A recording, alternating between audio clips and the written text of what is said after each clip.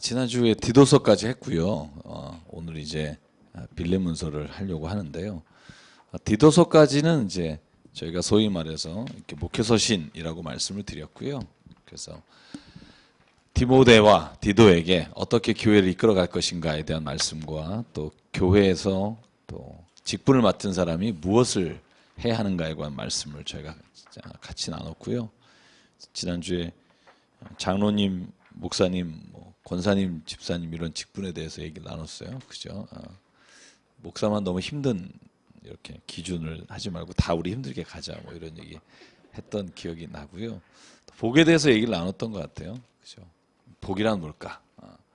진짜 복은 하나님 안에 있는 게 진짜 복이다. 그런 얘기를 나눴었고요. 이 빌레몬서를 오늘 시작할게요. 빌레몬서 오늘 좀 지난주에 너무 길었더라고요. 제가 녹화된 걸 들어보니까 그래서 오늘 그렇게까지 길지 않게 하겠습니다.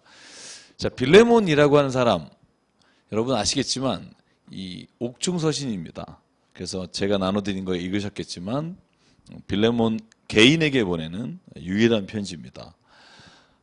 물론 디도서나 디모데 전후서도 디모데에게 보낸 편지로 돼 있으나 사실 교회에 관한 말씀이라면 이 빌레몬서는 정말 사적인 편지예요. 빌레몬 개인에게 사도 바울이 주는 편지로 돼 있는데요.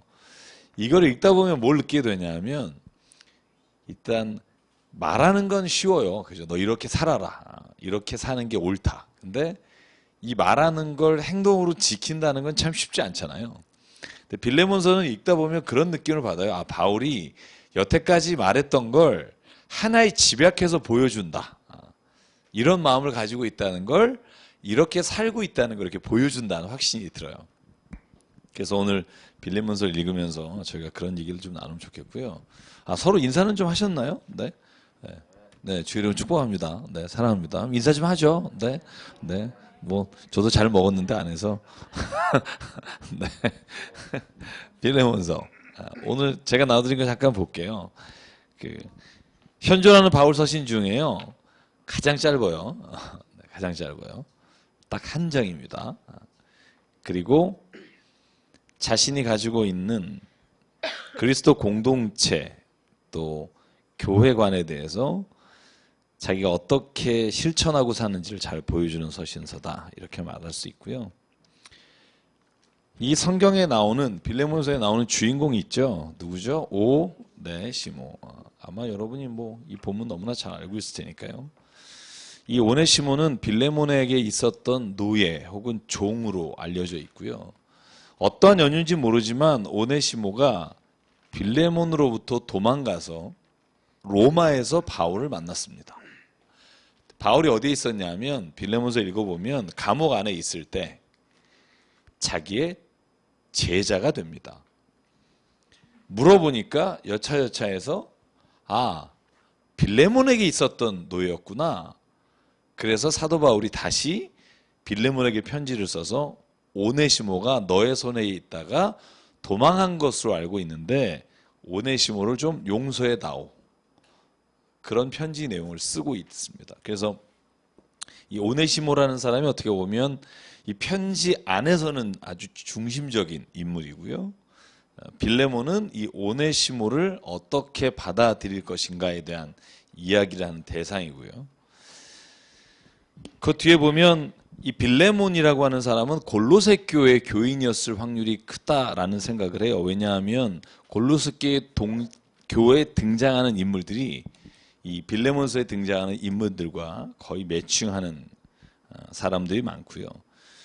그래서 1장밖에 없으니까 1장을 보면 이 빌레몬의 집에서 교회를 시작했다는 걸 알 수 있어요. 너의 교회에서 지금 너의 집에서 모이는 교회 이런 표현을 보면 이 빌레몬은 골로새 교회에 어쩌면 중추적인 사람이었을 것이다 이런 생각을 해요. 굉장히 중요한 인물이었을 거다.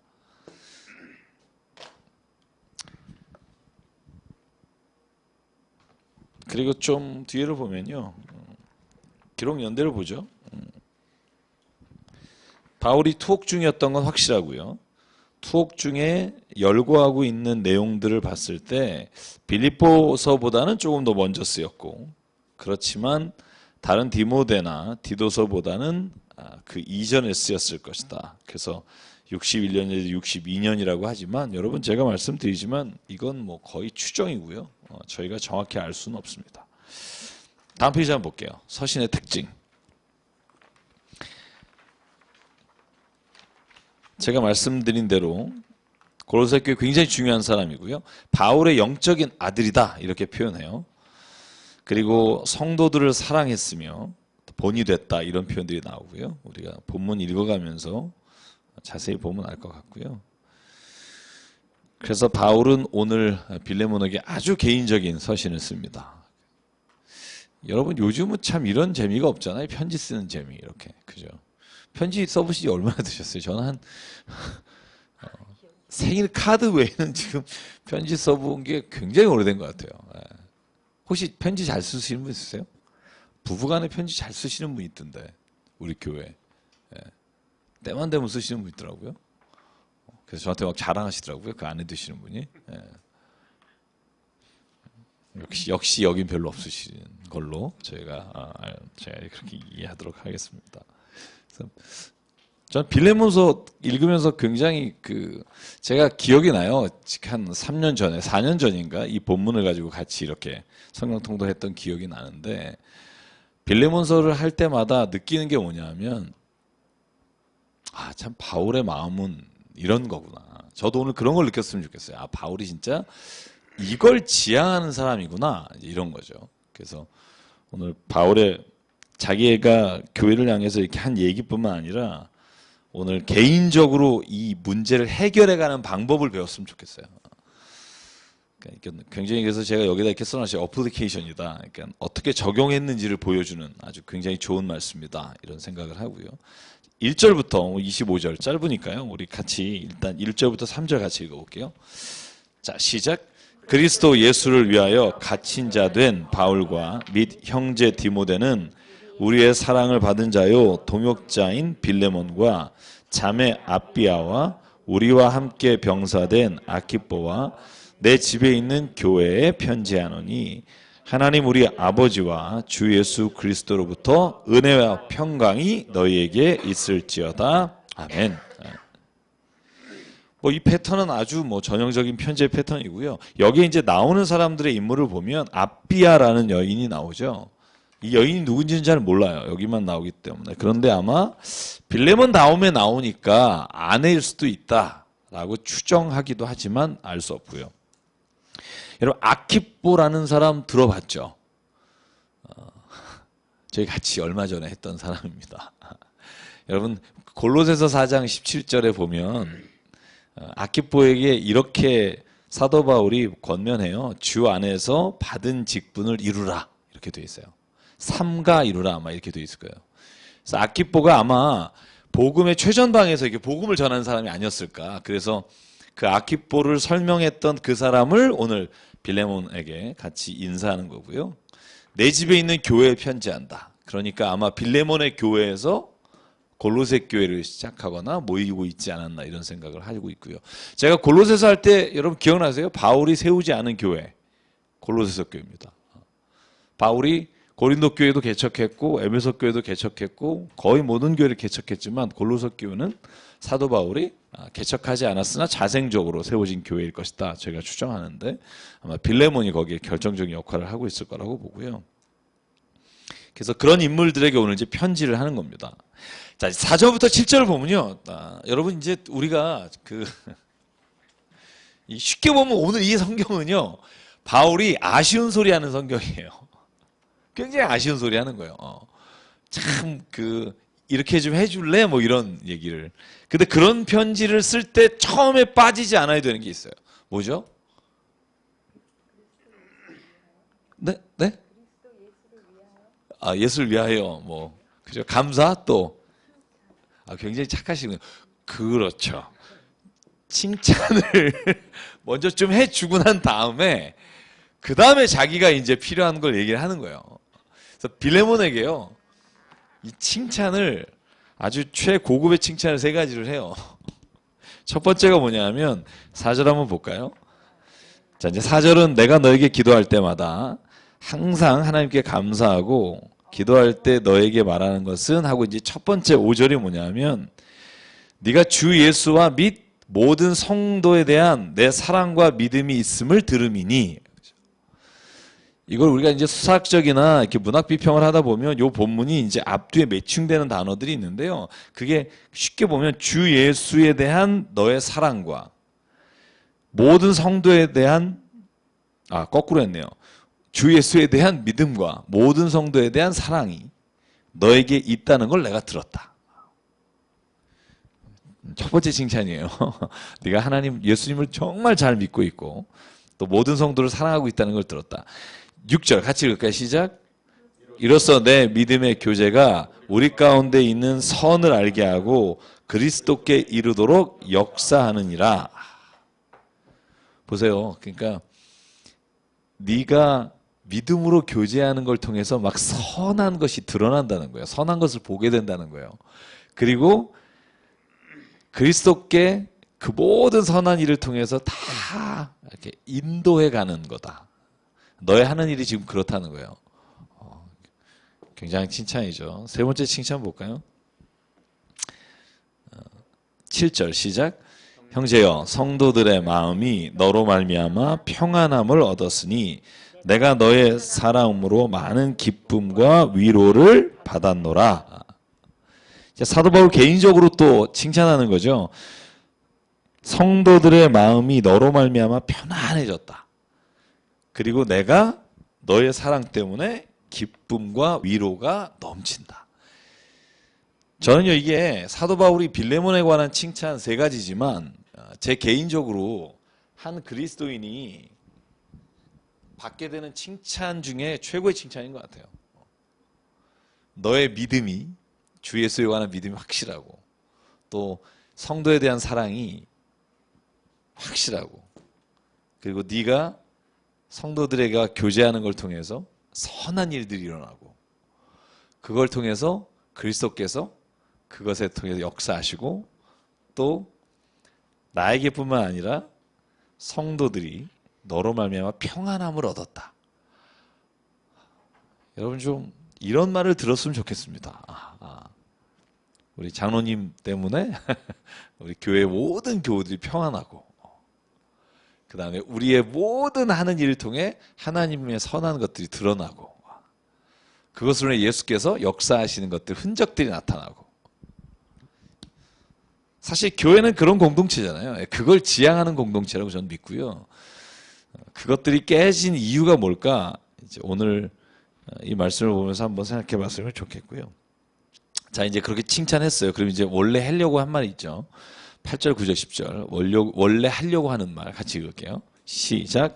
이러므로 내가 그리스도 안에서 아주 담대하게 내게 마땅한 일을 명할 수도 있으나 도리어 사랑으로서 간구하노라.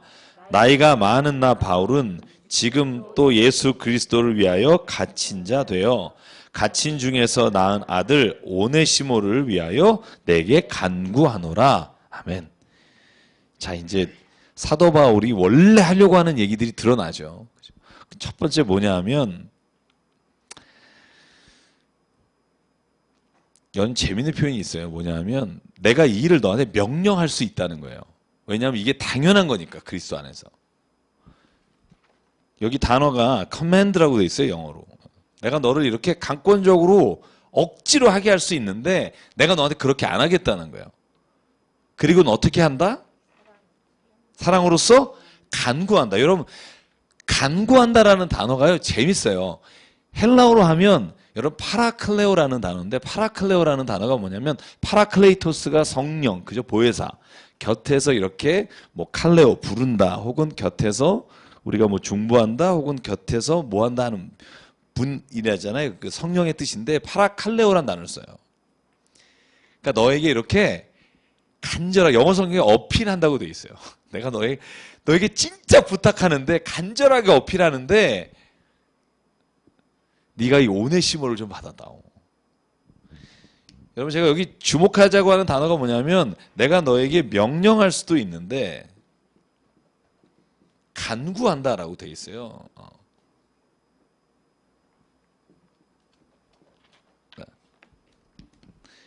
이 명령할 수 있는데 간구한다 이 표현을 보면 잘 보시면 교회 일에서도 이런 것들이 드러난다는 거예요.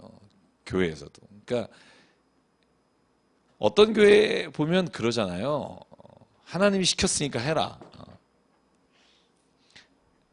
저는 이런 말을 굉장히 별로 안 좋아해요. 제가 왜 안 좋아하냐면 어제 제가 사람을 만나서 이렇게 얘기를 하는데 그 사람이 그러는 거예요. 어떤 사람이 뭘 꼭 부탁할 때마다 그런데요. 제 친구 목사님인데 기도해 봤더니 야, 이렇게 하나님이 하라 그런다. 혹은 야, 성경 말씀 읽는데 이렇게 하라는 것 같다. 그래서 그랬대요. 그냥 네가 원하는 게 뭔데 이렇게 물어봤대요. 그러니까 사람이요. 자기가 뭔가 이렇게 강력하게 하고 싶고 뭔가 했을 때 이걸 자꾸 하나님의 명령이라고 이게 습관적으로 말하는 경우가 있어요.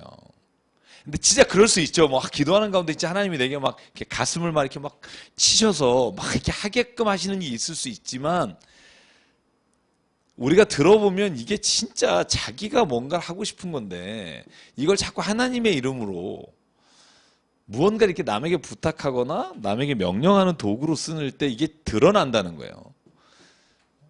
제가 전에 쓰던 교회 제가 교회를 뭐 10군데 이상 있었으니까 여러분 이제 어딘지 모르셔야 되니까 꼭 선교할 때 그랬어요. 하나님 오늘 나에게 말씀하셨다고. 너 이렇게 해야 된다고. 근데 저는 그게 굉장히 걸려요. 왜냐하면 사람이 하나님의 뜻을 알 수 있죠. 저는 그렇게 생각해요. 알 수는 있는데 그 하나님의 뜻을 모든 사건마다 사람에게 다 자기가 듣고 말씀해 주는 사람이 있다면 하나님이 나한테는 뭐 하려고 얘기하시겠냐고요. 내 길을 왜 저분한테 하겠느냐고. 저는 그래요. 그분이 굉장히 뛰어나셔서 그분이 모든 사람 이야기를 다 듣는 위치에 있을 수 있다고 생각할지 모르지만 저는 하나님이 나에게 필요하시면 나에게 말씀하시지. 내가 정말 그걸 못 알아듣거나 거역하거나 요나처럼 예를 들어서 내가 하나님이 말씀하셨는데 반대길로 갈 때 하나님은 풍랑을 통해서도 나에게 하나님의 뜻을 알려주시는 분이시지 나는 정말 생뚱맞은데 저분을 통해서만 나에게 알려주신다면 그거야 하나님의 뜻일까?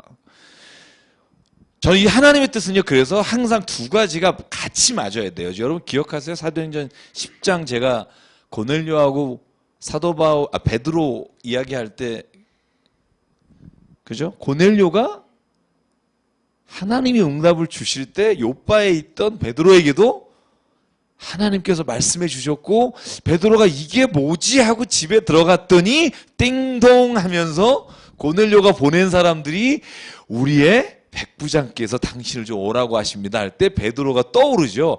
아 하나님이 그래서 나에게 이 먹지 못하는 음식들을 보여주시면서 네가 오늘 먹으라 하신 이유가 이 고넬료에게 가라고 하신 거구나. 그래서 뒤도 안 돌아보고 가잖아요. 그죠? 하나님의 뜻에 대해서 혹은 하나님이 우리를 통해서 말씀하실 때 오늘 사도 바울이요. 이걸 2번이나 말해요. 명령하지 않고 너에게 간구한다. 그리고 그 뒤에 한번 보실래요? 뒤에 비슷한 단어 나오는 거 혹시 보실 수 있으세요? 내가 너를 뭐 한다라고 되어 있죠?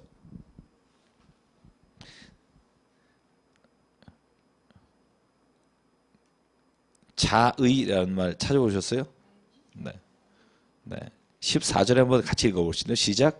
다만 내 승낙이 없이는 내가 아무것도 하기를 원하지 아니하노니 이는 너의 선한 일이 억지같이 되지 아니하고 자의로 되게 하려 함이라. 아멘. 그러니까 사도 바울이 뭐라 그러냐면 빌레몬아 내가 이걸 너에게 억지로도 할 수 있는데 억지로 하지 말고 이걸 자의적으로 너가 스스로 의지를 가지고 행할 때 그때 하나님이 이 하시는 일을 더 선하고 더 풍성하고 더 하나님의 뜻에 합당하게 하실 것이다 저는 이 말이 굉장히 좋은 거예요.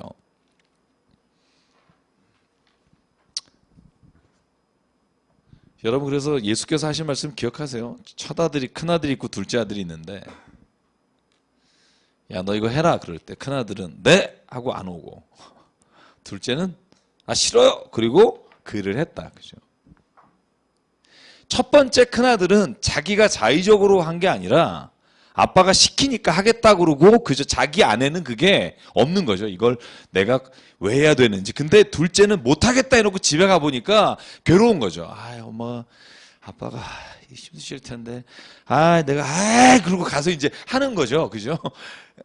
그러니까 두 번째는요, 예수님도 늘, 저는 하나님은 늘 우리에게 그런 기회를 준다고 생각하는 게, 내 스스로 그것이 하나님의 옳은 것입니다 하고 스스로 할 수 있을 때까지 하나님은 저는 기다려 주시는 분이라고 생각해요.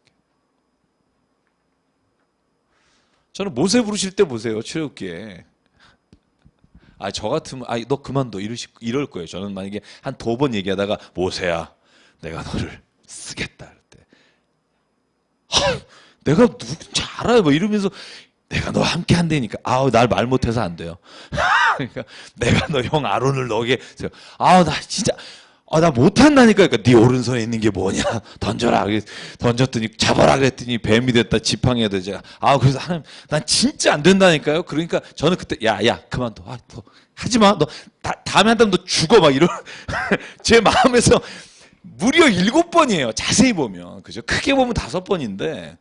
그러니까 저는 제가 볼 때, 진짜, 자식이 진짜 만약에 그런다 그러면 대학 결정할 때나 아니면 뭐 할 때 진짜, 너 가지 마. 막 이럴 것 같아. 근데 하나님이요, 정말 모세가 스스로 그 얘기를 듣고 하나님 앞에 내가 가겠습니다 할 때까지 하나님이 기다려 주시는 거예요. 여러분, 저는 이게 굉장히 중요하다고 생각해요. 주님의 일을 행할 때. 베드로도 마찬가지예요. 베드로도 하나님이요, 십자가 길에 걸어갈 때 그냥 베드로를 막 강압적으로 해서 확 이렇게 하는 게 아니라, 여러분 마지막에 그 베드로가 그냥 칼 꺼내서 귀 자르고 막 이럴 때 예수님이 오히려 그걸 중지시키잖아요. 베드로야 칼로 쓰면 칼로 망한다. 네 안에 진짜 믿음과 네 안에 진짜 하나님을 향한 사랑과 예수님에 대한 어떤 진실한 믿음이 없이 그냥 혈기나 기분으로 네가 지금 행하는 거가 결코 오래가지 않는다. 여러분, 왜 하나님께서는 명령이 아니라 우리에게 동의를 원하시냐면, 명령으로 시작한 건 오래가지 않고요, 거기에는 기쁨이 없기 때문에 그래요. 여러분, 군대에서요, 제가 여러분에게 한번 말씀드린 적이 있는 거겠어요. 진짜 엄청난 일들을 많이 하잖아요. 제가 마지막 병장 때 목욕탕 하나를 졌어요. 병장 1호봉 때 제 후임이 들어와서, 군종은요, 일 보직을 놓는 순간 할 일이 없는 병사가 돼요. 물론 고참들이 대부분 그렇지만, 그래서 그 교회가 바로 CP 옆에, 내무실 옆에 있으니까 내려오래요. 그래서 내려갔더니 이제 그 부대 안에 목욕탕을 짓겠다고. 그래서 너도 와서 사역하라 해서 제가 한 3개월 사역병 했어요. 아침 먹고 내려가서 하루 종일 목욕탕 짓다가 딱, 저는 근데 그래서 굉장히 그 노가다의 기쁨을 알아요. 6시면 딱 삶 놓고 올라올 수 있는 거. 그 직업도 참 괜찮아요. 집에 가는 순간 그 일에 대해서 싹 잊어버리고요, 다시 삽을 들 때만 생각하면 되는데, 이 정신적인 거나 이런 건 밤새 잠이 안 오고 막 이러잖아요. 무슨 일은 없을까. 목욕탕을 완성했어요. 막 진짜 대대장, 저 여단이었고 뭐 다 와서 그 밑에 여하대대 뭐 다 올라와서 13개 대대가 있었거든요. 막 환영식하고 막 기공식 비슷한 거 해요. 근데 공병대가 안 짓고 저희가 졌으니까 얼마나 기특해요. 제가 왜 그 비하인드 스토리 하나 말씀드리면요, 거기 사우나실이 있어요. 근데 온도가 저희가 79도, 뭐 85도, 90도 이렇게 맞추잖아요. 근데 온도가 안 나온 거예요. 그래서 여러분, 사우나 들어가면 앉는 데가 있어요. 앉는 데 밑에다가 전구 백열등을 120개를 넣었어요. 그러니까 온도가 올라가는 거예요. 그래서 누가 한번 돌아가셨을 수도 있어요. 거기 잘못 까딱 사우나실에 들어갔다가 물론 전열은 굉장히 잘했지만 여단장이 오신다 그래가지고요. 거기 그리고 전 제대했기 때문에 잘 몰라요. 근데 막 엄청 막 뿌듯해하고 막 그러는데 저는 별로 안 뿌듯한 거예요. 왜냐하면 제가 자의적으로 뭐 그 건물을 세워서 뭘 하겠다는 생각이 전혀 없었거든요. 지금도 기억도 안 나니까 잘 뭐 그 내가 했던 것에 대한 의미를 별로 못 찾고. 교회 일도 저는 마찬가지예요. 주님의 그러니까 저는 교회뿐만 아니라 세상에서 우리가 살아갈 때 하나님이 이렇게 그리스도 이렇게 해야 되니까라고 내가 만약에 해야 되니까라고 한다 했을 때 기쁨이 전혀 없어요. 똑같이 보이는 건 똑같아요. 뭐 11조 내야 된다니까 내고 그 다음에 뭐 세금 속이지 말라니까 좀 하고 근데 하면서 내가 이걸 통해서 진짜 하나님이 나를 기뻐하시겠구나. 나는 정말 이걸 통해서 막 하나님이 내 삶에 함께 하시고 이런 거에 대한 게 전혀 없어요. 그래서 하나님은요, 저는 그걸 생각해요. 하나님은 기다리시는 거예요. 그 자식이 돌아올 때까지 기다리시고요. 그 사람이 그 일에 기쁨으로 참여할 때까지 기다리시고요. 저는 오늘 사도 바울도 자기의 아들 같은 빌레몬에게 억지로 시키지 않고 부탁해요. 이런 편지를 써서. 왜 그럴까? 저는 그 자의적으로 내가 정말 하나님 앞에서 내 마음으로 한 일이 기쁨이 있기 때문에 그래요. 저는 오히려 빌레몬서의 주제를 정하라면 저는 평안이라고 정할 것 같아요. 평안. 평화 혹은 평안.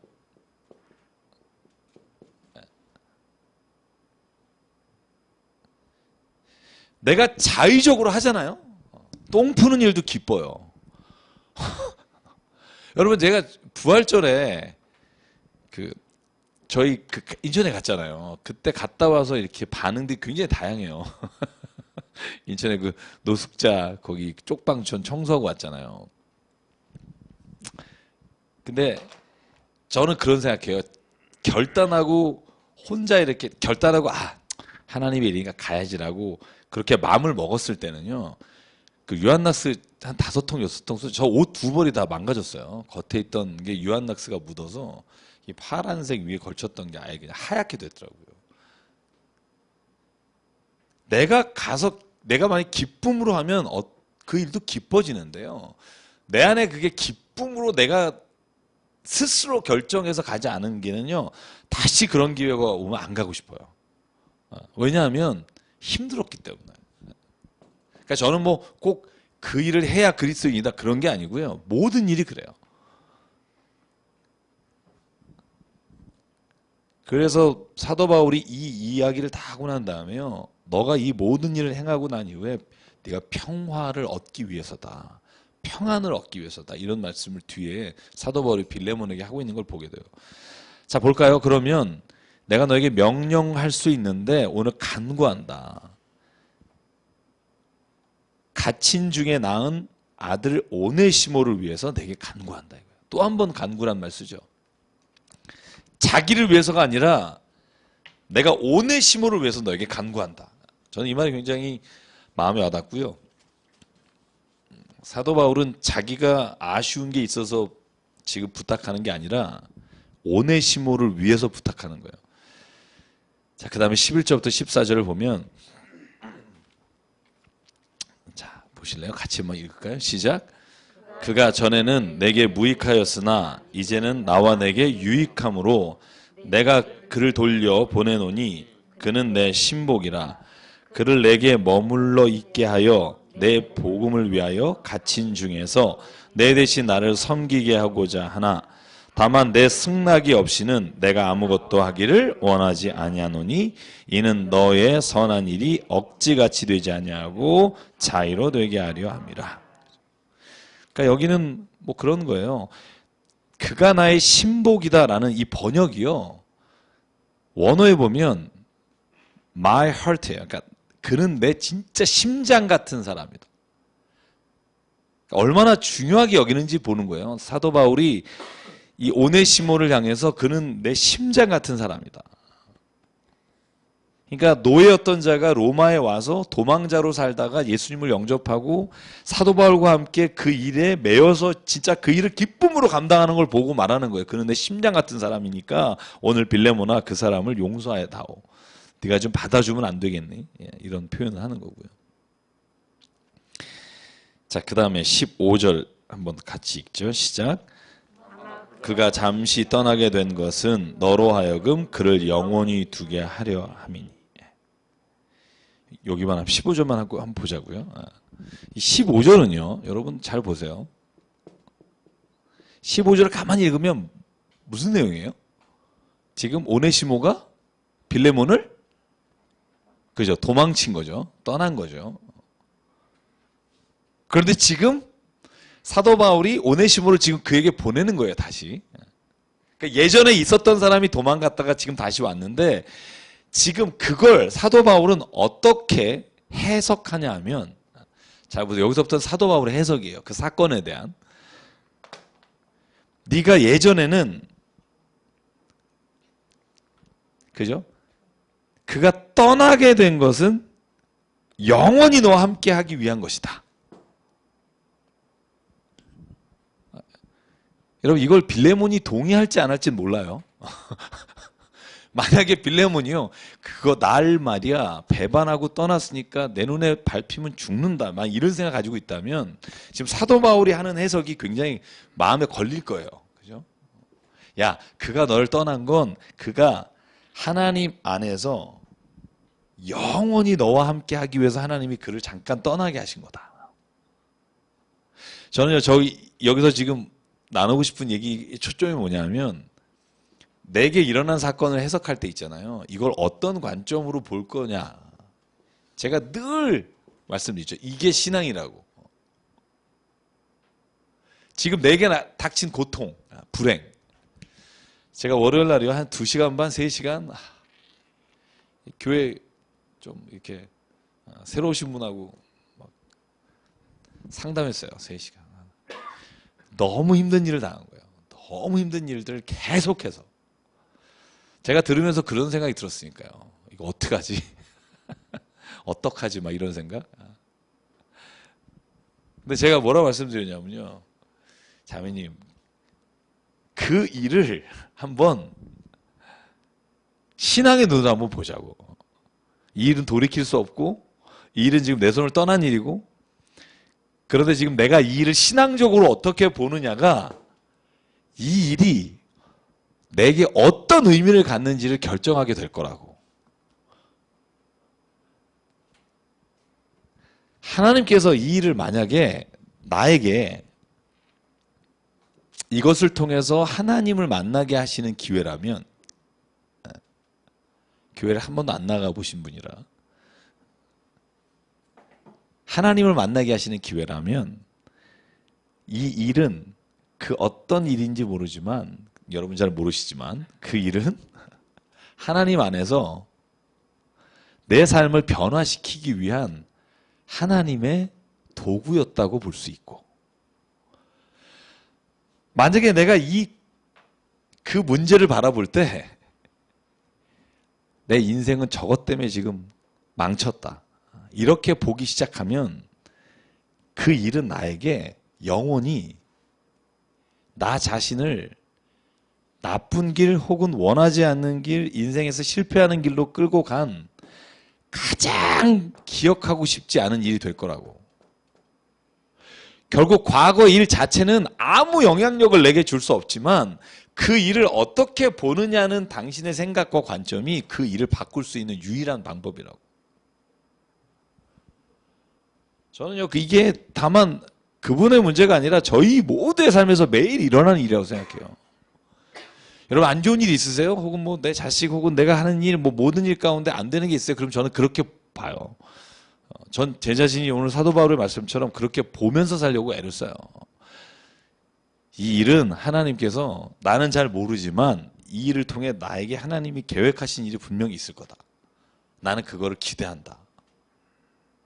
그 마음을 갖고 나면 그 일이요 나한테 재수 없는 일, 아주 인생 살다가 똥 밟은 일이 아니라 그게 나에게 또 하나님이 뭔가 일을 시작하시기 위한 계획이 될 수 있다는 거예요.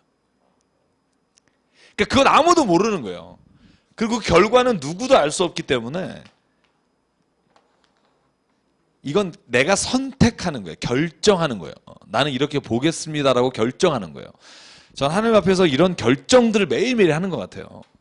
이걸 어떻게 볼 거냐. 아, 그 사람이 나한테 그랬어? 아, 진짜 나 그 인간 만나기만 해봐라. 이렇게 사람을 보거나 일을 만나는 것보다 이 바울이 말하는 것처럼 그가 나를 떠났어? 나를 배신했어? 그래서 사도 바울이 이렇게 이해해달라는 거예요. 빌레몬에게. 그게 영원한 믿음의 사람이 돼서 너에게 이렇게 오게 되는 하나님의 계획이 있었다는 걸 봐라. 너 지금 그렇게 봐줄 수 있겠니? 여러분, 여러분에게 사기친 사람이 예수님 믿고 똑같은 예예요. 예수님 믿고 신앙생활을 하게 돼서 다시 그 사람을 이렇게 친구로 맞이하라 그러면 여러분 어땠어요? 여기 빌레몬이니까 이게 지금 우리가 굉장히 떨어진 사람이니까 굉장히 추상적 생각을 하는데 여러분 우리는요 지금 왜 이렇게 바울이 벌벌벌 떨면서 빌레몬에게 편지를 쓰는지를 좀 아시려면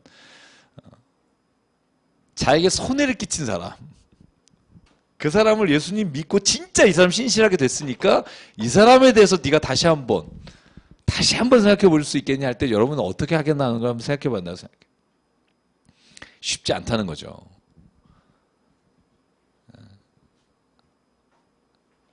저도 왜 늘 그러잖아요. 내 용서는 너를 잊는 거. 내가 뭐 그를 다시 뭐 만나서 뭐 내가 뭐 이게 아니라 그냥 내 용서는 널 잊어버리는 거다. 이렇게 생각하고 싶을 때가 많잖아요. 근데 오늘 사도 바울은 그 빌레몬에게 기억하고 싶지 않은 상처에 그 사람을 데려다가 오늘 너에게 보낼 테니까 그를 용서해달라고 말하는 거 있잖아요. 그걸 오늘 이제 사도 바울의 마음으로 한번 읽어보자는 거예요. 쉽지 않은 거죠. 그러니까 이렇게 한 편지를 써서 그를 설득하는 일을 하는 거죠. 받아들였다면 저는 빌레몬이 대단한 사람이라고 생각해요. 오히려 사도 바울보다 빌레몬이 아주 훌륭한 사람이라는 생각을 하고요. 오늘 16절부터 21절까지가 오늘 바울의 사람을 바라보는 태도라고 생각하고요. 한번 같이 한번 읽어볼게요. 21절까지 16절에서 시작. 종과 같이 대하지 아니하고 종 이상으로 곧 사랑받는 형제로 내게 특별히 그러하거든 하물며 육신과 주 안에서 상관된 내게랴. 그러므로 내가 나를 동역자로 알진대 그를 영접하기를 내게 하듯 하고 그가 만일 내게 불의를 하였거나 내게 빚진 것이 있으면 그것을 내 앞으로 계산하라. 나 바울이 친필로 쓰노니 내가 갚으려니와 내가 이 외에 내 자신이 내게 빚진 것은 내가 말하지 아니하노라. 오 형제여, 나로 주 안에서 너로 말미암아 기쁨을 얻게 하고 내 마음이 그리스도 안에서 평안하게 하라. 나는 내가 순종할 것을 확신함으로 내게 썼노니 내가 말한 것보다 더 행할 줄을 아노라. 아멘. 빌레몬 참 미치겠네 뭐 이런 생각 날 것 같아요. 그냥 받으라는 게 아니라 다시 그를 종으로 받진 마라 이거예요. 종으로 받지 말고 그를 종 이상으로 대해서 곧 사랑하는 형제로 대해라. 참. 내게도 특별히 그런데 하물며 육신과 주 안에서 상관된 너에게도 그렇지 않겠냐. 형제로 대해라. 17절 동역자로 대해다오. 그를 영접하기를 내게 하듯 하고 미치는 거죠. 사도 바울 오면 맨 뒤에 뭐냐면 집 마련하고 방 마련해라 이렇게 말하잖아요. 맨 마지막에. 그러니까 똑같이 오네시모를 대할 때 나를 대하듯 해다오. 나를 대하듯 해다오. 죽기를 대하듯 해다오. 첩첩산중이죠. 그죠? 그냥 노예로 다시 받아달라 그래도 여러분 이 당시에 로마 시대는요. 노예가 집을 나가거나 주인을 떠났을 때 주인이 죽일 권리까지 있었던 시대예요. 그런데 다시 돌려보내며 종으로 대하지 말고 그 이상 곧 너의 친구로 대하며 형제로 대하며 나를 대하듯 해달라. 이 사도 바울이요. 오늘 이 편지를 쓰면서 가지고 있는 생각들을 좀 정리해 보면 오네시모를 바라보는 눈을 보자는 거예요. 오네시모를 바라보는 눈이 어떤가.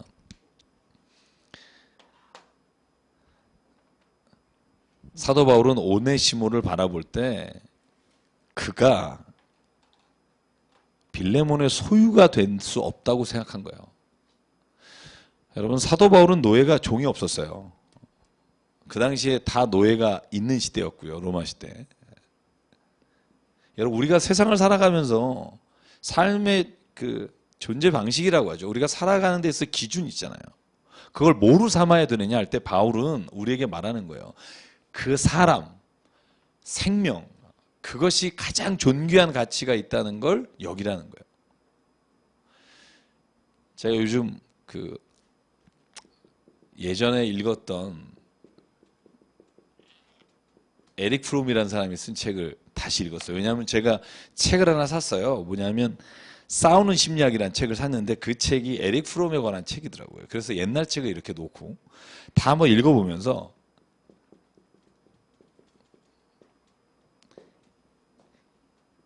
이 책을 읽는데요. 제가 이 본문을 읽으면서 제 마음에 확 와닿은 게 뭐냐면 이 소유냐 존재냐의 질문이 뭐냐면 이런 거예요. 당신은 소유를 목적으로 살아갑니까? 존재를 목적으로 살아갑니까? 그리고 이런 말을 던져요. 사람이 소유를 목적으로 살아가는 세상과 존재를 목적으로 가는 세상은 동일하지 않다는 거예요. 다른 세상이라는 거예요. 여러분, 내 거에 대한 욕심 많잖아요. 더 가지고 싶은 거. 그러니까 더 갖고 싶은 욕망을 충족시키면서 살 거냐? 아니면 세상에 있는 존재, 특별히 생명에 관해서 그걸 가장 중요시하며 살 거냐의 선택 앞에 우리가 매일 쓴다는 거예요. 여러분, 오늘 저는요, 이 사도 바울이 이 오네시모를 빌레몬에게 보내면서 저는 그 질문 앞에 쓰게 만드는 것 같아요. 너는 여전히 오네시모를 네 소유로 알아? 너를 그 사람을 네 마음대로 할 거냐? 아니면 그 생명을 존귀함을 알아? 그 사람을 있는 그대로 하나님 안에서 받아줄 용의가 있느냐를 묻는 거예요. 잘 이해하기 쉽지 않을 것 같아서 제가 그 책에 있는 괴테의 시 하나를 가져왔어요. 제가 이 시를 읽으면서 이거구나. 괴테 시 중에 이런 시가 거기 실려 있어요. 괴테 시 중에 발견이라는 시에 혹시 아시는 분 있을지 모르겠습니다만 아마 읽은 기억은 나실 거예요. 나 홀로 숲속을 거닐었지 아무것도 찾을 뜻은 없었네. 그런데 그늘 속에 피어있는 작은 꽃 한 송이를 보았지. 별처럼 반짝이고 눈망울처럼 예쁜 꽃을. 그 꽃을 꺾고 싶었는데 꽃이 애처롭게 말했네. 내가 꺾여서 시들어 버려야겠나요? 하여 꽃을 고스란히 뿌리채 캐어 예쁜 집 뜨락으로 옮겨왔지. 조용한 자리에 다시 심어놓으니 이제 늘상 가지치고 꽃 피어 시들 줄 모르네. 이 시를 쓰면서요, 이 책에 뭐라고 말하냐면 세상에 사람이든 그 무엇이든 자기가 소유하려고 하면 그 생명이 보이지 않고 그 생명을 보면 내 것으로 소유하는 욕심을 내려놓을 수 있다. 저는요, 그리스도인에게 주님이 원하시는 삶의 가치가 뭘까? 기준이 뭘까? 우리가 늘 이 질문 앞에 쓰는 것 같아요. 오늘도 소유를 위해 살 거냐? 존재를 위해 살 거냐? 존재를 위해 살면 생명이 살아나고, 여러분 누가복음 9장 25절 예수께서 하신 말씀 기억하시죠? 만일 사람이 천하를 얻고도 생명을 잃어버리건 무슨 의미가 유익이 있겠느냐? 그러니까 천하를 얻어도, 그러니까 소유를 네가 정말 많이 갖는 걸 중심으로 산다고 해도 네 눈에 한 생명이 아파하고 죽어가는 것이 아무렇지도 않다면 그것은 진짜 하나님이 주신 생명을 지키는 삶이 아니라 욕심을 채우는 삶이 된다는 거죠. 여러분, 우리 주변에 그런 것들이 얼마나 많아요. 여러분, 이 책에서 그래서 언어를 분석해요. 어떤 언어를 분석하냐면 가진다는 언어가 자본주의 사회 이후에 언어 생활에 혁혁한 변화를 일으켰다는 거예요. 옛날에는 이 사람 심리학자잖아요. 정신과에 찾아와서 이렇게 말했다는 거예요. 옛날에는 나는 지금 고통에 시달리고 있어요, 선생님. 그랬는데 자본주의 사회가 지나고 난 다음에 사람들은 와서 이렇게 말한대요. 저는요, I have a problem. 문제를 하나 가지고 있어요. 그 뭐라고 말하냐면 사람이 자기가 지금 문제에 빠져 있는 것조차 자기가 소유하고 있다는 언어 개념이 바뀌면서 이 소유에 대한 집착이 예전에 히브리어나 여러분 보시면 그 집착, 가진다에 대한 집착이 얼마나 없다는 걸 알 수 있어요. 그러면서 우리가 말하는 언어 방식이 삶에 있어서의 가치를 변경시킬 수 있다는 거예요. 여러분 바울이 오늘 빌레몬에게 부탁하는 게 뭐예요? 그 오네시모가 네 소유라면 네 마음대로 할 수 있지만 네 만약에 그 사람이 그 사람의 존재와 생명을 본다면 그 사람을 너의 동역자로 좀 받아주고 나와 똑같이 대해줄 수 있지 않겠니? 라고 말하는 자체가 저는 하나님이 우리에게 원하시는 삶의 존재 방식이라고 생각해요. 너무 지나치게 많이 갖는 거 저는 죄라고 생각해요. 왜냐하면 그것으로 인해 그것이 목적이 되면 그것으로 인해 아픈 사람이 안 보이는 거죠. 근데 사람이 보이기 시작하고 생명이 보이기 시작하면 여러분 더 가지는 것 자체가 별로 문제가 안 될 수 있다는 거예요. 하나님 우리에게 원하시는 것이 그런 삶이라고 저는 믿어요. 저는 그래서 사도 바울이 어떻게 보면 빌레몬에게 도전하는 것 같아요. 너는 하나님의 생각과 가치관을 따라갈 거니 아니면 네가 세상에서 말하는 그 가치관을 따라갈 거니 이 기준 앞에 네가 한번 서기를 원한다. 여러분 그러면서 뭐라고 말하냐면 그 다음 말이 기가 막힌 거예요. 그 다음 말이 뭐냐면 네가 나를 대하듯 대했으면 좋겠는데 만약에 거기에 돈이 필요하다면 그건 내가 되겠다 이거예요. 그가 빚진 게 있니 내가 될게. 여러분 저는 이 대목을 보면서 무슨 생각하냐면 샬롬이라는 단어 있잖아요. 샬롬이라는 단어. 샬롬이라는 단어가 뭐냐면 히브리어로 대가를 치른다는 의미를 가지고 있다고 김지산 목사가 늘 말했잖아요. 그죠? 그러니까 히브리적 사고에는요. 평화 그러면 둘 사이에 평화가 일어나려면 누군가가 대가를 치러야 돼요. 그래야 평화가 이루어져요. 그래서 우리가 왜 예수께서 화목제가 되셔서 하나님과 인간 사이에 평화를 이루셨다 할 때 샬롬이란 단어의 원뜻을 히브리 사람들은 그냥 받는다는 거예요. 아, 하나님과 사람이 평화하려면 예수가 죽어야지 이게 당연한 것으로 받아들여지는 거죠. 오늘 사도 바울은요. 너와 오네시모 사이에 빌레몬아 너와 오네시모 사이에 만약에 평화가 있어야 하는데 그게 걸림돌이 있다면 내가 되겠다. 사도 바울이 뭐라고 말해요? 내가 무슨 빚진 게 있다면 그것을 내 앞으로 계산해라. 18절입니다. 그리고 내가 친필로 쓰는데 내가 갚을 거다. 이거 공증 쓴단 말이에요. 왜 여러분 그 바울이 편지를 대신 쓰고 내가 친필로 쓴다 하는 부분들이 있었잖아요. 근데 여기도 마찬가지예요. 내가 지금 여기는 내가 공증 쓰겠다는 거예요. 내가 친필로 쓰니 내가 갚을 거다. 사도 바울이 이렇게 말하는 거예요. 그러면서 슬쩍 뭐 하나 더 하죠. 뭐죠? 그 다음 말이 뭐죠? 사실 너도 나한테 빚진 게 있지만 내가 얘기 안 할게. 이게 뭔지는 몰라요. 근데 사도 바울이 여기 딱 하나 던지는 게 뭐냐면 내가 이 외에 내 자신이 내게 빚진 것은 내가 말하지 않겠다. 그게 뭐 영적인 빚인지 아니면 물질적인 빚인지 모르겠지만 빌레몬에게 그러는 거예요. 네가 나한테 빚진 건 내가 묻지 않을게. 근데 내가 오네시모가 빚진 게 있다면 네 빚진다는 말은 뭐냐면 노예가 만약에 평인, 자유인이 될 때 만약에 그것을 위해 필요한 돈이 있다면 내가 되겠다는 거예요. 물론 네가 그렇게 안 할 걸 내가 믿지만 이 전제로죠.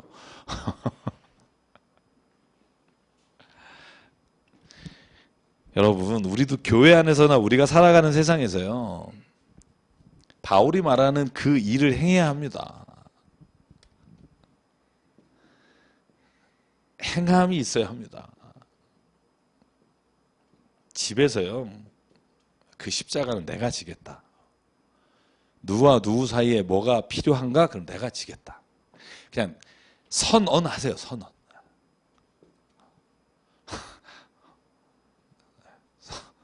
우리 집사님은 뭐 이미 하시고 있다고 제가 들었고.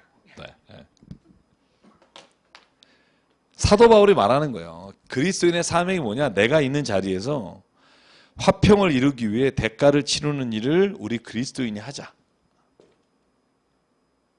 그러면 어떻게 되느냐? 그럴 때 하나님께서는 그 안에 평화를 주신다는 거예요. 평화. 평화가 그냥 오는 게 아니에요. 야, 둘이 평화하게 지내자? 성경에서 평화는 그런 게 아니에요. 평화라는 에이레네라는 헬라어라는 자체도 그렇지만 평화라는 게요. 팍스로움이 아니에요. 그러니까 거대한 힘을 가진 누군가가 누르고 있어서 그 로마 거대 제국 밑에 있는 모든 사람들이 벌벌벌 떨면서 쫄아서 누리는 아무 일도 안 일어나는 전쟁도 없는 그건 평화가 아니에요. 성경이 말하는 평화는 그 팍스롬이 아니라 에이레네. 진짜 내가 위에서 군림함으로 아랫 것들이 누리는 어떤 편안함이 아니라 누군가가 십자가를 대신 지고 대가를 치름으로 인해 모든 사람의 마음에 진짜 기쁨이 있는 거 있잖아요. 그게 성경이 말하는 평화예요. 그러니까 이 평화는요. 힘으로 될 수 없고요. 이 평화는 기독교인이 뭐 모든 세계를 장악하면 세상에 평화가 온다. 그런 머리가 나쁜 사람이 있으면 안 돼요. 한번 보세요. 모든 기독교인이 점령해 보세요. 거기 평화가 와요? 십자군 전쟁 때 평화가 왔어요? 로마 시대 때 평화가 왔나요? 그 국가가 기독교를 공인했다고 거기에 평화가 왔나요? 안 와요. 그렇게 선언한다고 오는 게 아니고요. 진짜 누군가가 그 한 사람이 대가를 치르고 희생할 때 평화가 와요. 그게 예수께서 보여주신 평화고요. 그게 성경이 말하는 진짜 평화고 가정에서도 마찬가지예요. 자식들이 문제 안 일으키는 게 평화가 아니에요. 자식들의 마음이 감동해서 그 자식의 삶이 변하는 게 평화죠. 제일 힘든 게 감동시키는 거 아니에요? 여러분 자식을 감동시켜 본 적 있으세요? 혹은 부모님을 감동시켜 본 적? 혹시 지선이 감동? 매일? 엄마는 얼굴이 밝질 않네? 네. 혹시 뭐 그 감동시켜 본 적 있으세요? 제가 해서 여쭤보는 건 아니에요. 저도 못하는데 혹시 그런 감동이 어떤 그러니까 저는 감동이라는 단어 되게 좋아하는 편인데요. 감동하려면 남이 기대하는 것보다 더 해야 돼요. 그러니까 예를 들어서 여자친구나 아니면 누군가가 뭐 오늘 뭐 저녁 살래나 보다 뭐 이태리안 식당에서 사겠지 그런데 아주 거기에 딱 맞춰서 저녁을 이태리안 식당에서 사면 감동 안 해요. 뭐 맨날 생일 때 그러니까. 근데 그 생각을 뛰어넘는 뭔가를 할 때 감동되잖아요. 피곤하긴 하죠. 근데 꼭 그런 어떤 이벤트를 말하는 게 아니라요. 참는 것도 마찬가지예요. 저는 저희 자녀를 보면서 느끼는 게 많아요. 이 정도면 아빠가 화내겠지 이러면서 내요. 행동을 해요. 그럼 이제 금이 쌓여요. 그러면 이제 눈치를 한번 봐요. 여러분 혹시 그런 거 못 느끼세요? 눈치 딱 한번 봐요. 왜냐면 요쯤 되면 터져야 되는데 이걸 가지고 있어요. 자기가 딱 3살짜리도 안 되잖아요. 엄마가 언제쯤 화낼지를. 그래서 수위 조절한다잖아요. 근데 그때 안 내면은요, 자식이요, 그걸 이상하게 생각해요. 그리고 2가지 감정이 교차해요. 하나는 불안해요. 나중에 크게 터지는 거 아니야? 둘째는 이 인간 변했나? 이렇게 생각해요. 아니 정말 제가 이렇게 쭉 관찰하면서 제가 좀 관찰하는 편이잖아요. 좀 그러니까 그 시점을 잘 파악해야 돼요. 그 시점을 파악해서 제가 늘 생각하는 게 뭐냐면 그 시점을 파악해서 대하면 그때 감동이 오는 것 같아요. 부모님도 마찬가지고요. 아내도 마찬가지고 남편도 마찬가지고요. 집사님은 그 시점을 잘 아세요? 언제인지 딱 이렇게 웃음으로 이렇게. 네. 잘 아시죠? 여러 가지 생각나시는 게. 저도 어머님이 오늘 또 이렇게 문자를 주셨어요. 뭐 여러 가지. 그러니까 늘 그 생각을 해요. 그 문자도 보면서 바로 즉각적으로 대항하지 말고 이렇게 보고. 어떻게 하면 감동하실까? 그래서 뭘 하나 했더니 아까 이렇게 왔어요. 뭐가 이렇게 그래서 누님들한테. 그래서 저는 그게 재밌잖아요. 그러니까 예를 들어서 인생을 살아갈 때 여러 가지 길이 있지만 남을 열받게 해서 기분 좋아할 수도 있어요. 아니면 사람이 여러 가지니까 저희 내가 진짜 꼴 보기 싫으니까 인상 쓰는 거 보면서 하나님 살아계시네 뭐 이런 걸 느낄 때도 가끔 우리가 있지 않아요? 뭐 아닌가? 나만 그런가요? 근데 진짜 내가 정말 좋은 걸, 뒤끝 없이 좋은 건 내가 누군가를 감동시켜서 내가 얻게 되는 기쁨이죠. 내가 그 사람을 골탕 먹여. 그렇잖아요. 죄 지는 기쁨도 쏠쏠하지만 죄를 이기는 기쁨이 정말 크다. 저는 그 생각을 하는데요. 저는 오늘 빌레몬에게 바울이 원하는 게 그런 거라는 생각을 했어요. 말씀을 준비하면서 빌레몬아, 아예 용서할 거면 그냥 걔를 종으로 다시 받지 마. 그리고 그냥 형제처럼 대해버려라. 아니, 나를 대하듯 해줄래? 내가 필요한 대가는 내가 치를게. 여러분, 만약에 오네시모가 갔어요. 빌레몬한테. 아직 그 이야기는 모르잖아요. 우리가. 성경 안 써있잖아요. 갔는데 빌레몬이 딱 이 오네시모를 보면서 왜 이제 왔냐고. 내 사랑하는 동역자야. 내가 잠자리를 마련했다고. 여기서 자라고. 편히 쉬라고. 주님 안에서 우리가 하나 아니냐. 뭐 이러면 오네시모가 눈물 흘리지 않겠어요? 막 닭똥 같은 눈물이 면서 죄송해요. 제가 뭐 이렇게 되지 않겠어요? 그죠? 근데 만약에 이 빌레몬이 어느 정도 기대하는 정도만 하면 그 감동이 없을 거라고요. 그래서 어차피 할 거면 우리가 상대방이 기대하는 정도가 아니라 그 이상을 하자. 모든 일에 있어서. 저는 사도 바울이 오늘 이 말하는 본문들 보면서 참 많은 생각했고요. 그래서 저는 이 사도 바울이 말하고 있는 이대로 저는 살았을 거라고 확신해요. 그리고 저희도 그렇게 살기를 원해서 이 말씀을 썼다고 믿고요. 그러면 22절 이제 마지막 23, 24, 25 같이 읽을게요. 자기에 관한 얘기예요. 빌레몬에게 개인적으로 같이 읽을게요. 시작. 오직 너는 나를 위하여 숙소를 마련하라. 너희 기도로 내가 너희에게 나갈 수 있기를 바라노라. 그리스도 예수 안에서 나와 함께 갇힌 자 에바브라와 또한 나의 동역자 마가, 아리스다고, 데마, 누가가 문안하느니라. 우리 주 예수 그리스도의 은혜가 너희 심령과 함께 있을지어다. 아멘. 자, 여기 있는 사람들 뭐 여러분 한 번씩 다 언급했는데 이 중에 여기는 이렇게 썼는데 뒤에 좀 굉장히 슬퍼하면서 쓴 사람 하나 있죠. 기억하세요? 불과 2주 전에 한 사람이 하나 있어요. 디모데후서 4장 10절에 이 사람 이름이 나와요. 데마라는 사람. 여러분 기억나세요? 데마. 뭐라고 썼죠? 사도 바울이 디모데후서에?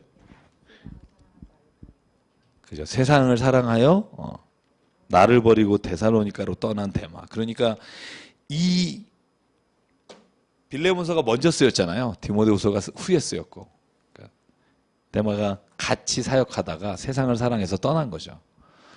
그래서 이런 숨어있는 몇 사람들 이렇게 보면 또 뭐 재밌는 게 좀 있고 그런데요. 히브리서 우리 결혼하고요. 네. 히브리서 정말 쉽지 않아요. 네. 히브리서가 13장까지 있는데요. 왜냐하면 히브리서는요. 실천적인 책이 아니라 이론적인 책이에요. 그래서 히브리서는 여러분 보시면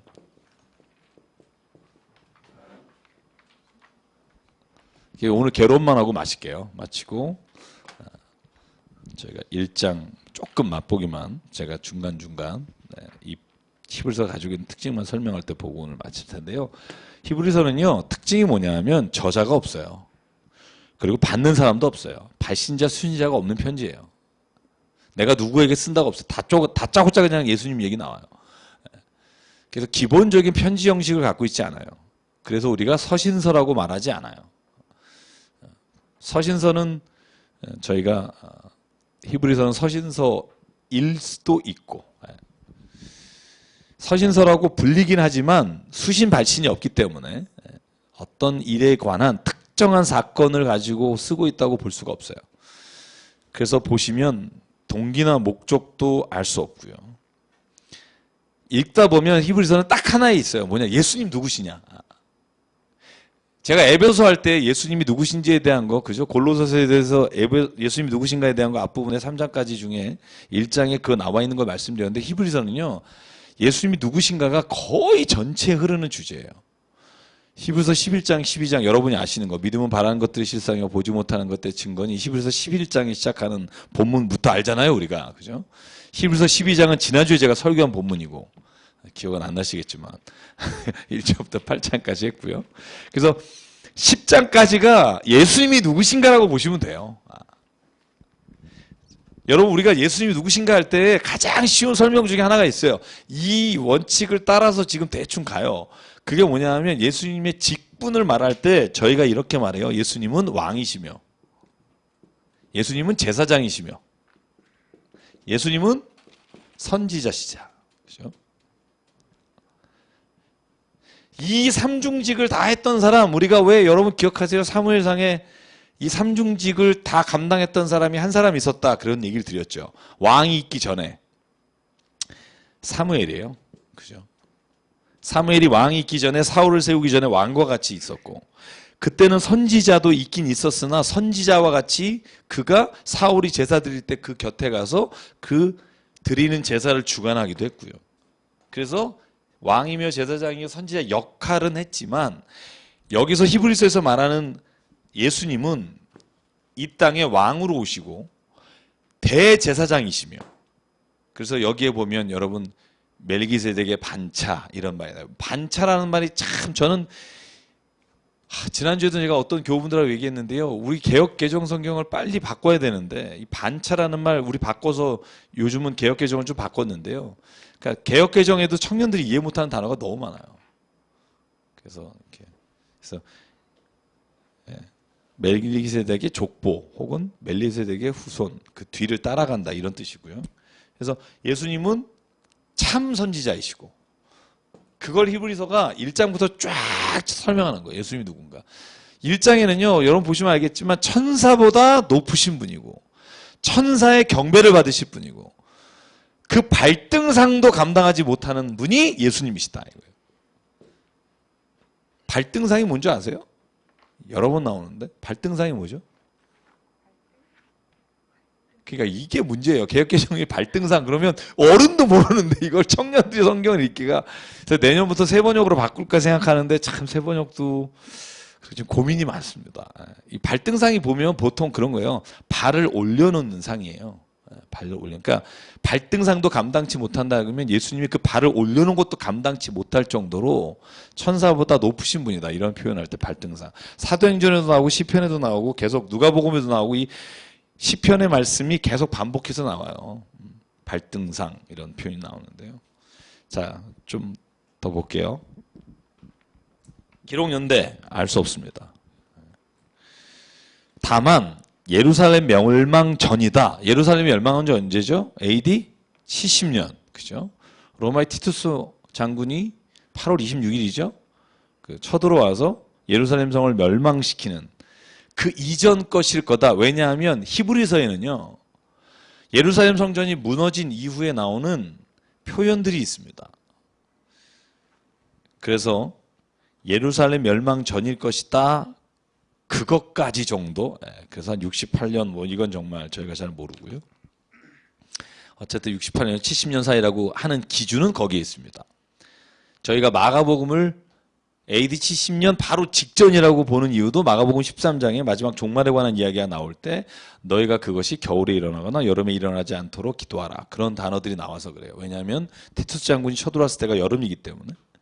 그래서 적어도 그런 표현들이 있는 것을 보고 저희가 연대 측정하는 것을 써요. 그래서 마가복음 70년대 이전으로 보는 이유는 거기 있어요. 마태복음은 그 이후로 보는 초점들이 여름이라는 단어가 빠져 있기 때문에 그래요.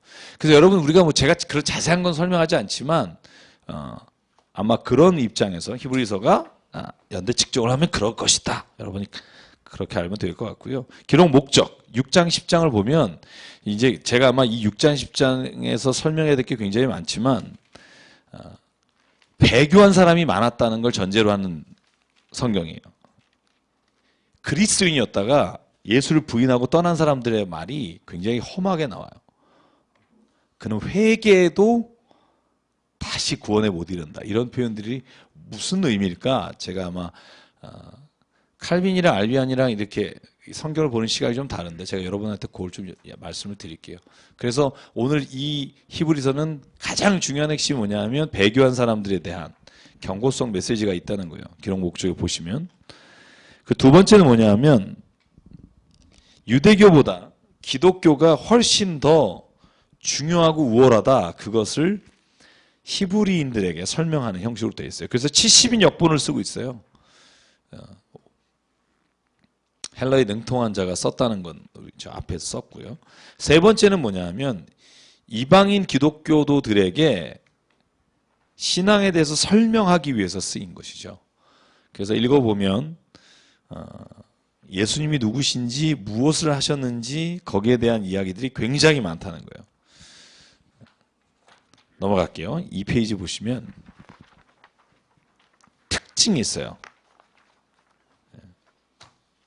그게 뭐냐면 제가 아까 말씀드린 것을 정리하는 건데요. 그리스도에 대해서 그 넷째 줄을 보면 영원한 제사장이며 신성과 인성을 완전하게 지닌 선지자여 제사장이요 왕이다.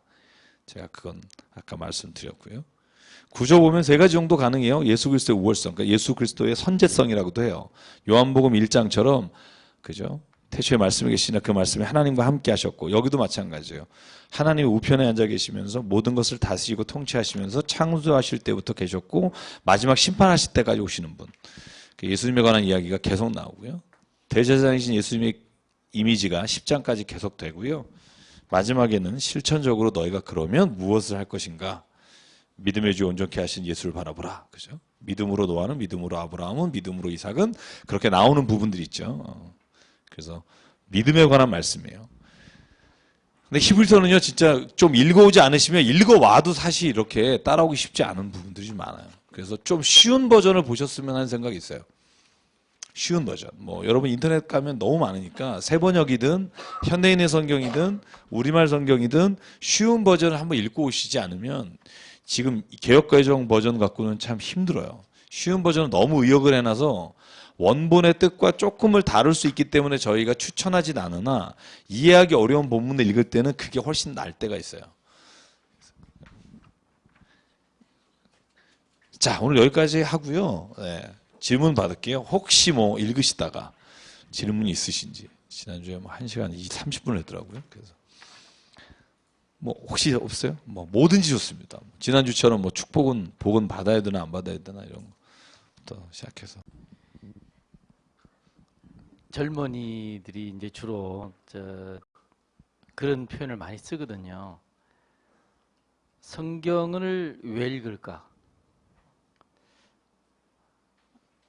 그 질문을 했을 때 대답하기가 굉장히 난감하더라고요. 근데 뭐 제 개인적으로는 최근에 그 답은 제 스스로가 이렇게 얻었다고 생각하는데 혹시 목사님께서는 이 젊은 친구들한테 또는 뭐 믿지 않는 분들이 어떤 이렇게 이 기독교에 대한 이 얘기를 해주신다면 이해를 시킨다면 과연 어떻게 접근을 하는 게 좋을지 그걸 좀 부탁드리겠습니다. 그러니까 제가 생각할 때요, 성경을 지금 이제 왜 읽어야 되냐는 질문에 첫째는 안 믿는 사람들, 그러니까 교회를 안 다니는 사람들, 하나님을 안 믿는 사람이 읽는 목적과 교회를 다니는 사람, 또 신앙을 가지고 있는 사람이 읽는 목적이 좀 다르다고 생각해요. 그러니까 신앙이 있는 사람은 성경을 읽는 목적은 저는 분명하다고 생각해요. 성경은 너로 하여금 디모데후서 3장 15절 17절 제가 말씀드리죠. 예수가 그리스도신 것과 그죠? 그 읽어야 될 이유들이 분명히 있잖아요. 그리고 제가 지난번에 설교할 때 말씀드렸지만 하나님이 누구냐고 물을 때 내가 믿는 하나님이 누군가를 알아야지 실은 내 삶에서 무엇을 해야지가 결정되죠. 정한수 떠놓고 비는 게 하나님인 사람은 해야 될 일이 뭐냐면 물을 깨끗이 하는 거예요. 목욕하는 거하고. 그죠? 근데 우리가 만약에 신앙적으로 성경 안에서 말하는 하나님을 믿는 사람은 무엇을 해야 되느냐라는 질문을, 그죠? 답하기 위해서는 성경을 읽어야 되고. 제가 옛날에 한번 오래전에, 아마 기억하시는 분이 아무도 없을 거예요. 예. 라스무센이라는 사람이 있어요. 이 사람이 책을 쓴 것 중에 이런 말이 있어요. 하나님의 말씀, 성경이 하나님의 말씀이라는 것을 증명할 수 있는 방법을 나에게 물어보는 사람이 많다. 여러분, 왜 하나님의 말씀이, 성경이 하나님의 말씀이야? 그러면 뭐라고 말해요? 하나님이 썼으니까. 이게 또똘로지라 그래요. 하나님이 썼으니까 하나님 말씀이고, 하나님 말씀의 이유는 하나님이 썼습니까? 이거 외에는 없다는 거죠. 그래서 그 신학자는 뭐라고 말하냐 하면 로커스 오브 그 갓이라고 말해요. 그러니까 성경이 하나님의 말씀인 것을 증명할 수 있는 방법은 없다는 거예요. 증명이라는 건 곧 어떤 추론이 있으면 데이터를 가지고 검증을 해서 이것이 이론이 되는 게 우리가 보통 말하는 검증이잖아요. 그죠? 그래서 성경이 하나님의 말씀이다, 읽어라 이럴 때 사람도 이걸 왜 읽어야 되는데 라고 물을 때 정말 중요한 게 한 가지가 있다요. 저는 그걸 꼭 제가 성경을 강의하는 곳마다 제가 잊어버리지 않으면 해요. 이유는 하나라는 거예요. 성경이 하나님 말씀이 될 수 있는, 그러니까 그렇게 사람들에게 증거할 수 있는, 증명할 수 있는 길은 교회가, 이 교회는 개인으로서의 교회 혹은 공동체로서의 교회를 포함하는 거예요. 여러분, 개인으로서의 교회는 고린도서 3장 16절 너희가 하나님의 성전인 것과 하나님의 영이 너희 안에 거하시는 그 성전이고, 공동체로서의 성전은 고린도서 12장의 지체로서 한 머리 대신 예수 그리스도 안에 모여있는 이 모든 교회가 하나님의 말씀대로 따라 살아갈 때, 그래서 하나님의 말씀한 것들이 교회를 통해서 세상에 드러날 때, 그때 성경은 하나님의 말씀이 될 수밖에 없다는 거예요. 세상 사람들에게는. 아무리 하나님 이런 사람이 그런 사람인데 교회 보니까 아이고야, 저러려면 교회 안 간다, 우리 애도 안 보낸다, 이런, 그러니까 교회가 하나님의 말씀을 믿고 있는 유일한 곳인데, 하나님의 말씀의 성경을 믿고 있는 곳에서 살아가는 사람들, 행하는 것들을 보고 사람들은 성경이 하나님의 말씀인 것을 증명할 수밖에 없다는 거예요. 그게 가지고 있는 한계라는 거예요. 제가 여러분에게 늘 말씀드리잖아요. 우리가 선한 일을 한다고 해서 구원받는 거 아닙니다. 왜냐하면 선이라는 것은 우리가 사람마다, 장소마다, 종류마다 다르게 나타나는 것들이기 때문에. 그래서 칸트도 선의지밖에 없다, 이렇게 말씀을 여러 번 드렸고, 그러니까 구원의 어떤 필요 조건은 아니지만 구원받은 자가 이 땅에서 하나님의 살아계심을 증거할 수 있는 충분 조건은 삶밖에 없다는 거예요. 그래서 이제 왜 읽어야 합니까? 라고 말할 때 저는 그것이 도덕적으로 너에게 좋은 영향을 준다, 살아계신 예수님을 만날 수 있다, 우리가 여러 가지 얘기할 수 있어요. 저는 이렇게 말해요. 참 진리가 그 성경밖에 없다. 난 그렇게 믿는다. 근데 이걸요, 받아들이고 성경 읽는 사람 저 본 적이 없어요. 그래요? 진리가 있어요? 그러면서 성경을 사서 읽는 사람이 제가 볼 때는 정말 별로 없어요. 그냥 친구 따라 왔다가 관심을 가지고 있다가 읽고, 제가 유일하게 성경 읽다가 막 예수님 영접해서 목사님 되신 게 가수 주 누구죠? 여러분, 이 주, 조화문 씨. 조화문 씨가 그 삶에 있어서 바닥을 길 때, 가수 생활하면서 막 완전히 막 인생 마지막 나락을 걸어갈 때, 그때 성경을 읽고 싶어서 처음으로 읽었는데 그때 눈물 흘리면서 밤새 읽었대요. 이거구나. 그래서 그때 자기가 예수님 영접하고 이렇게 됐다, 뭐 이런 얘기를 하던데. 조화문 씨 문제 있나요, 요즘? 조화문을 모를 수도 있구나. 네, 조화문 씨를. 네. 그 이제 제너레이션 갭이라고. 네. 그래서 저는 믿는 사람이 성경 말씀을 하나님의 말씀으로 믿고 그 말씀대로 살아가는 일이 일어나지 않는 한 세상은 성경 말씀으로 하나님을 증거하거나 성경 말씀이 하나님의 말씀이라고 증거할 수 있는 길이 별로 없다는 거예요. 물론 말씀은 살아있고 운동력이 있어 좌우의 날선 검처럼 사람의 골수를 쪼개고 우리의 영혼을 바꾸는 일을 하시죠. 그런데 문제는 뭐냐면 그걸 그때까지 읽는 사람이 얼마나 있을까 하는 거예요. 실은 그렇게 해서 골수를 쪼개려면요, 여러분 성경을요 정말 읽어야 되는데, 교회 다니는 사람도 일독 가난 사람이 90%인데 교회를 안 다닌 사람이 성경 말씀을 읽고 골수를 쪼개면서 가슴을 치면서 예수님께 돌아오는 일은 배너 촬영한 감독밖에 없어요. 벤 호벤 감독. 그 감독이 쓴 거, 오, 하나님 이걸 내가 만들었습니까? 그 사람이 원래 아시죠? 원래 예수를 반대하는 안티크라이스트였어요. 그래서 예수를 완전히 이 땅에서 없애는 영화를 찍으려고 성경을 읽다가 모르겠어요. 이게 얼마까지가 진심인지는 모르겠으나 그 영화의 배경이 그렇게 나와요. 제가 영화 그 1930년대에서 50년대 영화 주로 소재가 기독교 영화잖아요. 그때 그렇게 말해요. 그러면서 성경 하나하나 읽으면서 자기는 내가 여기에 왜 존재하는 예수가 내 생명을 위해 죽으셨다는 게 믿어지며 눈물로 탐복하며 만든 영화가 배너예요.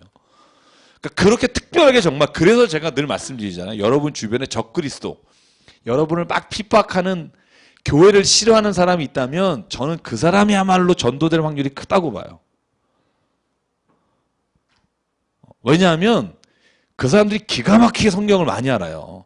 많이 아는 게 때로는 독이 돼서 믿음을 상하게 되는 경우가 있지만 그러나 어느 한순간 그 아는 것이 자기가 설명할 수 없는 무언가에 부딪혔을 땐 그 절대자이신 하나님 앞에 돌아오게 되는 계기가 되더라고요. 그래서 저는 여러분 주변에 뭐 니체 같은 뭐 사람이든 누구든 저는 하나님이 바꾸시면 기가 막히게 쓰실 거라고 믿어요. 그러니까 우리가 만나는 거죠. 안 믿는 사람하고도 얘기하고. 왜냐하면 내가 하는 게 아니라 하나님이 하시면 못하실 게 없으니까. 저는 그런 의미에서 성경은 안 믿는 사람에게 많이 읽는 것도 필요하지만 믿는 사람이 많이 읽는 게 더 필요하다. 그리고 그 말씀대로 최대한 살아가려고 애쓰는 모습을 사람들이 볼 때 아, 저 말씀이 진짜 사람을 변화시키는구나. 세상에 이렇게 아까 말해서 소유를 중심으로 돌아가는 세상에 정말 말씀으로 이렇게 한 생명을 위해 살아가는 사람들이 있구나. 뭐 이런 거죠.